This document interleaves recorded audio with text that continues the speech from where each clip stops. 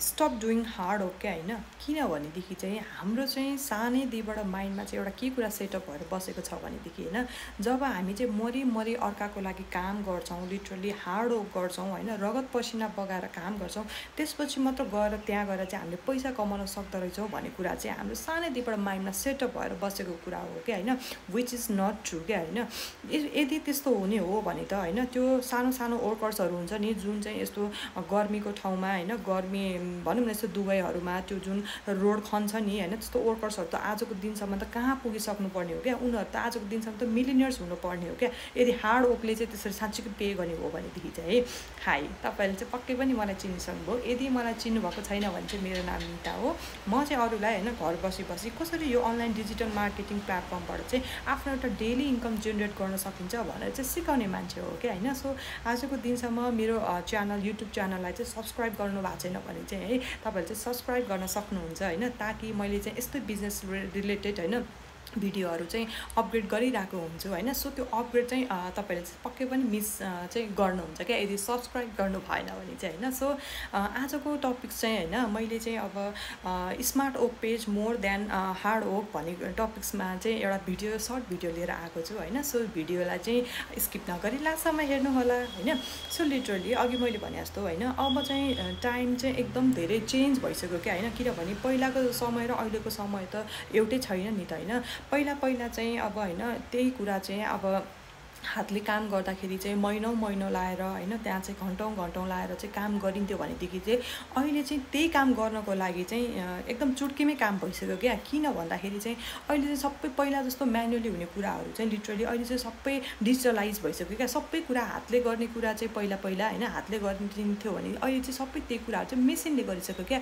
Why किन यस्तो भइरहेछ भनेदेखि अफकोर्स टेक्नोलोजीको कारणले गर्दा होइन। टेक्नोलोजीले चाहिँ ह्युमन बिङको लाइफमा चाहिँ यति धेरै एउटा रोल खेलिरहेको छ नि, इम्पोर्टेन्ट रोल होइन। त्यो कारणले गर्दाखेरि सो हेर्नु त टाइम हेर्नु न, अहिले पहिलाको र अहिलेको त केही पनि मिल्दैन नि होइन। त्यही अनुसार चाहिँ हामी चाहिँ होइन अब चाहिँ टाइम अनुसार चल्न सिक्नुपर्छ क्या होइन। जो मान्छे चाहिँ समय अनुसार चल्न सक्दैन त्यो मान्छे चाहिँ सधैँभरि जहाँको त्यहीँ रहिरहन्छ क्या। नथिङ क्यान चेन्ज है in his or her life होइन। That's why we need to move on क्या होइन।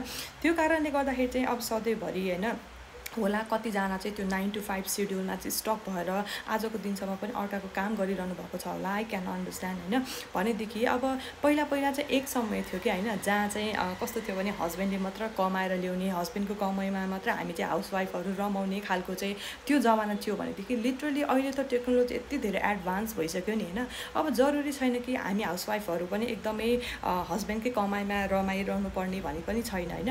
अनि अर्को कुरा टु बी अनेस्ट के हो भनेदेखि आजभोलि चाहिँ इन्फ्लेसन क्या यति धेरै बढेको छ नि होइन। त्यो कारणले गर्दाखेरि चाहिँ अब लिटरली एकजनाको मात्र इन्कममा एकजनाको मात्र स्यालेरीमा होइन लाइफलाई चाहिँ रिलाइ हुनको लागि चाहिँ इट्स भेरी डिफिकल्ट क्या होइन।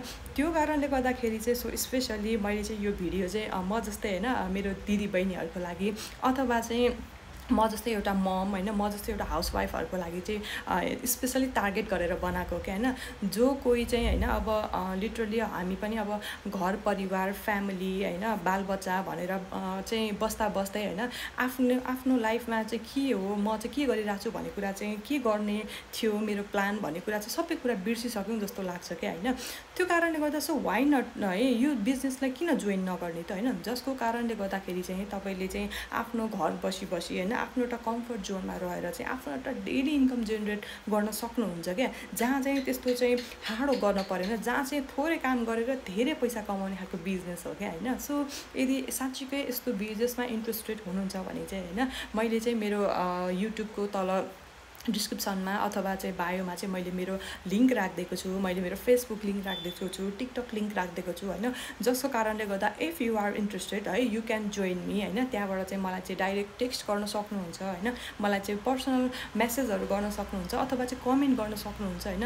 ताकि तपाईँहरू पनि होइन हाउसवाइफहरू पनि एज अ समय अनुसार चल्न सिक्नुपर्छ क्या, अघि बढ्नुपर्छ होइन। किन चाहिँ स्मार्ट वेबाट चाहिँ अगाडि नबढ्ने त, जसको कारणले गर्दा आफ्नो घर एउटा घर फ्यामिलीमा पनि राम्रोसँग परिवारसँग टाइम दिएर होइन प्लस यो बिजनेसलाई चाहिँ होइन हामीले चाहिँ यसो साइडमा बसेर चाहिँ रन गर्न मिल्छ क्या, जहाँ चाहिँ तपाईँले दिनमा सिर्फ 2 देखि 3 घन्टा मात्रै टाइम दिएर होइन आफ्नो बालबच्चा पनि आफ्नो अगाडि नै आँखा अगाडि हुर्किन्छ क्या। भनेदेखि यस्तो खालको बिजनेसमा चाहिँ किन इन्भेस्ट नगर्ने क्या।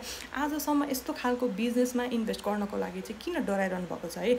म चाहिँ साँच्चीकै त्यो कुरा चाहिँ आई रियली डोन्ट अन्डरस्ट्यान्ड क्या होइन। त्यो कारणले गर्दाखेरि चाहिँ अब now it's time to take action क्या। जबसम्म तपाईँले चाहिँ लाइफमा एउटा एक्सन लिनु हुँदैन नि त्यतिखेरसम्म चाहिँ नथिङ क्यान चेन्ज क्या होइन। त्यो कारणले गर्दा चाहिँ if you are interested to join this business है, अब चाहिँ तपाईँले एक्सन लिनु पऱ्यो क्या।